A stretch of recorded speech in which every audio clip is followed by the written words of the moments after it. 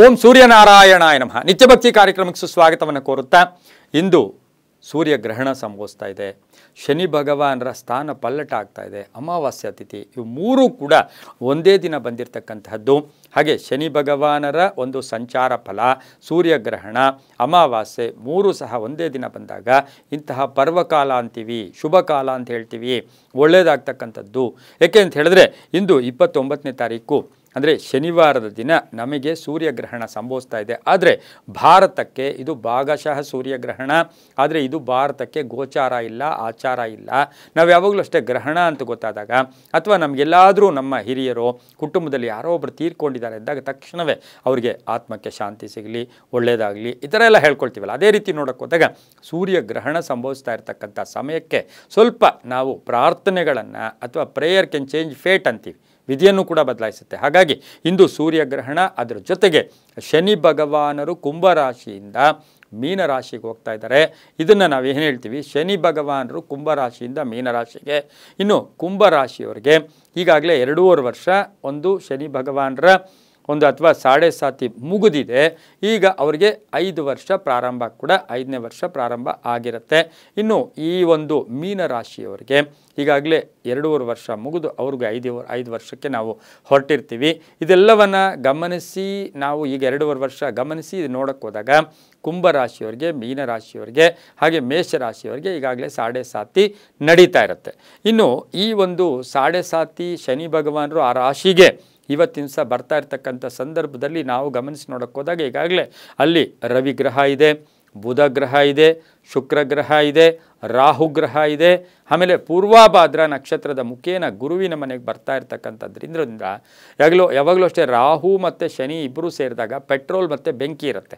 Petrol ಬೆಂಕಿ ಎರಡೂ ಬಂದಾಗ ಏನಾಗುತ್ತೆ, ಅಲ್ಲಿ ವಿಶೇಷವಾದ ಅಗ್ನಿ ಅವಘಡ ಆಗುತ್ತೆ. ಆ ರೀತಿ ನೋಡೋಕ್ಕೆ ಹೋದಾಗ ಸ್ವಲ್ಪ ನಾವು ಎಲ್ಲ ರಾಶಿಗಳೂ ಕೂಡ ಇಂದು ಶನಿಯ ಪ್ರಾರ್ಥನೆ ಮಾಡ್ಕೊಳ್ಳೋದ್ರಿಂದ, ಶನಿಯ ಒಂದು ಸ್ತೋತ್ರ ಹೇಳ್ಕೊಳ್ಳೋದ್ರಿಂದ, ಶನಿಯ ಆರಾಧನೆ ಮಾಡ್ಕೊಳ್ಳೋದ್ರಿಂದ ಸಾಕಷ್ಟು ಶುಭ ಆಗುತ್ತೆ.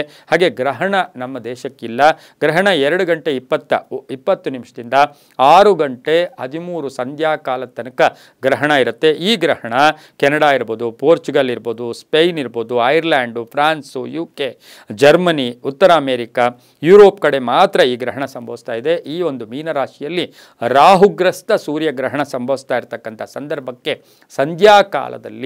ಸಂಧ್ಯಾಕಾಲದಲ್ಲಿ ಮನೆಯಲ್ಲಿ ನೀವು ದೀಪದ ಮುಖೇನ ದೀಪ ಹಚ್ಚಿ, ದೀಪದ ಮುಖಾಂತರ ದೀಪವನ್ನು ಮುಂದೆ ಇಟ್ಕೊಂಡು ದೀಪ ನೋಡ್ತಾ ತಾವು ಇವತ್ತು ವಿನಾಯಕನ ಪ್ರಾರ್ಥನೆಯನ್ನು, ಗಣಪತಿ ಪ್ರಾರ್ಥನೆಯನ್ನು, ಗಣಪತಿ ಸ್ತೋತ್ರವನ್ನು ಹೇಳ್ಕೊಂಡಾಗ ಗ್ರಹಣ ಮತ್ತು ಮೀನರಾಶಿಯ ಎರಡೂ ಫಲಗಳು, ಕೆಟ್ಟ ಫಲಗಳು ಕೂಡ ನಮಗಾಗೋದಿಲ್ಲ. 6 ಗ್ರಹಗಳ ಸಮ್ಮುಖದಲ್ಲಿ ಈ ಒಂದು ಗ್ರಹಣ ಸಂಭವಿಸ್ತಾ ಇದೆ. ಇದರ ಪ್ರಭಾವ 30 ದಿನಗಳಿರ್ತಕ್ಕಂಥದ್ದು ಕೂಡ ಆಗಿರುತ್ತೆ. ಹಾಗೆ ಇದರ ಪ್ರಭಾವ ಪ್ರಪಂಚದಾದ್ಯಂತ ಇದು ತಲ್ಲಣಗೊಳಿಸುತ್ತೆ. ಆದರೆ ಭಾರತಕ್ಕೆ ಇದರ ಪ್ರಭಾವ ಇಲ್ಲ. ಇಂದು ಹನುಮಾನ್ ಸ್ತೋತ್ರವನ್ನು, ಗಣಪತಿ ಸ್ತೋತ್ರವನ್ನು ಇಂದು ಸಂಧ್ಯಾಕಾಲದಲ್ಲಿ ಹನುಮಾನ್ ಚಾಲೀಸವನ್ನು ಕೇಳಿದ್ದೆ ಆದರೆ ಸಾಕಷ್ಟು ಶುಭ ಆಗ್ತಕ್ಕಂಥ ಯೋಗ ಕೂಡ ಇರುತ್ತೆ. ಅದರ ಜೊತೆಗೆ ಇಂದು ಕರ್ಪೂರದ ಹಾರತಿಯನ್ನು ದೇವರಿಗೆ, ಕುಟುಂಬ ದೇವರಿಗೆ, ಮನೆಯ ದೇವರಿಗೆ ಮಾಡ್ಕೊಳ್ಳಿ, ತುಂಬ ಒಳ್ಳೆಯದಾಗತ್ತೆ. ಆದರೆ ಗ್ರಹಣ ಭಾರತದಲ್ಲಿ ಗೋಚಾರ ಇಲ್ಲ, ಗ್ರಹಣದ ಪ್ರಭಾವ ಇಲ್ಲ. ಇನ್ನು ಕರ್ಮಕಾರಕ ಆಗಿರ್ತಕ್ಕಂಥ ಶನಿ ಭಗವಾನರು ಮೀನರಾಶಿಗೆ ಪ್ರವೇಶ, ಪೂರ್ವಾಭಾದ್ರ ನಕ್ಷತ್ರದ ಮುಖೇನ ಪ್ರವೇಶ ಮಾಡ್ತಾ ಇದ್ದಾರೆ. ಇದಕ್ಕೂ ಕೂಡ ನಾವೇನು ಟೆನ್ಷನ್ ಆಗಬೇಕಾಗಿಲ್ಲ. ಅದರ ಅಮಾವಾಸ್ಯೆ ಕೂಡ ಇವತ್ತಿನ ದಿವಸನೇ ಇದೆ. ಇನ್ನು ಪೂರ್ವಿಕರ ಸ್ಮರಣೆ ಮಾಡ್ಕೊಳ್ಳೋದು, ಬೆಳಗಿನ ಜಾವ ಸ್ವಲ್ಪ ಹೊತ್ತು ಪೂರ್ವಿಕರ ಬಗ್ಗೆ ಒಂದು ಅವರಿಗೆ ಏನಾದರೂ ಸ್ವಲ್ಪ ಆದರೆ ಸಾಧ್ಯವಾದರೆ ಏನಾದರೂ ನೈವೇದ್ಯ, ಒಂಚೂರು ತಿಂಡಿಯನ್ನು ಎಲ್ಲೋ ಎಡೆ ಥರ ಹಾಕಿ ಅದನ್ನು ಕೂಡ ಪಶು ಪಕ್ಷಿಗಳಿಗೆ, ನಾಯಿಗಳಿಗೆ ಅಥವಾ ಯಾರಿಗೋ ಪ್ರಾಣಿಗಳಿಗೆ ಕೊಟ್ಟಿದ್ದೆ ಆದರೆ ಶುಭ ಆಗುತ್ತೆ. ಆದರೆ ಪೂರ್ವಿಕರ ನೆನಪು ಕೂಡ ಒಳ್ಳೆಯದಾಗುತ್ತೆ. ಹಾಗೆ ಸೂರ್ಯ ಭಗವಾನರ ನೆನಪು, ಹಾಗೆ ಶನಿಯ ನೆನಪು ಮಾಡಿಕೊಂಡಾಗ ಸಾಕಷ್ಟು ಶುಭ ಆಗುತ್ತೆ ಅಂತ ಹೇಳ್ತಾ ಎಲ್ಲವೂ ಕೂಡ ಅನುಭವಪೂರ್ವಕವಾಗಿ ಹೇಳ್ತಾ ಸರ್ವೇ ಜನ ಸುಖಿನೋ ಭವಂತು, ಸಮಸ್ತ ಸನ್ಮಂಗಳಾನಿ ಭವಂತು.